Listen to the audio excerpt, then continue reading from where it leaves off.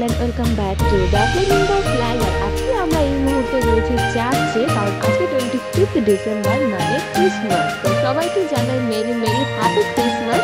তো দেখতেই পাচ্ছ এখানে প্রচুর প্রচুর প্রচুর ভিড় হয়েছে আর আমরা সবাই মিলে বেরিয়ে পড়েছি। তো আমাদের এইখানে কিভাবে ক্রিসমাস পালন হয় সেটা তোমাদের সাথে শেয়ার করছি। তো এই পর্বে আমরা এখন রয়েছি বাড়িপুর ক্যাথিড্রাল চার্চে, যেটা পদ্মপুকুর থেকে একটু এগিয়ে আসলেই চার্চটা পাওয়া যায়। আর এখানে অসম্ভব ভিড় রয়েছে, প্রচুর লোকজন রয়েছে।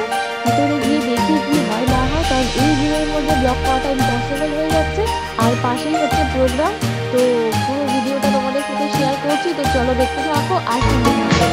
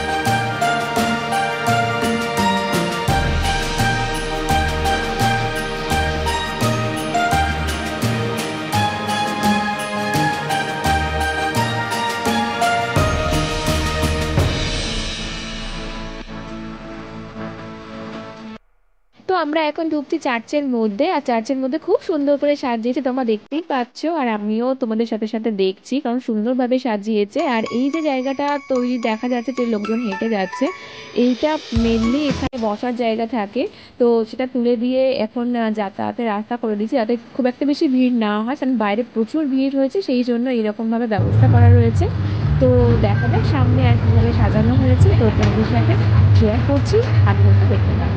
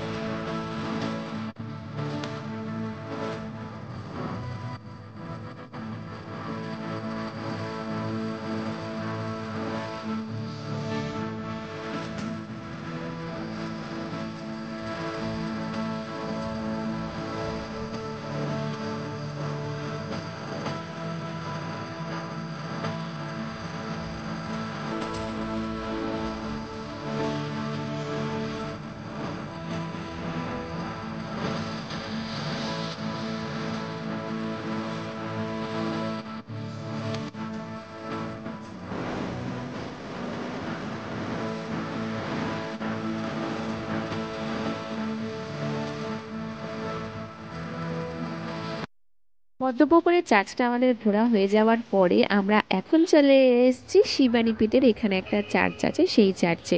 তো চলো, এখানেও সুন্দরভাবে সাজানো হয়েছে। তো দেখো তোমরা কিভাবে সাজানো হয়েছে, তোমাদের সাথে শেয়ার করেছি, তোমরা দেখতে থাকো।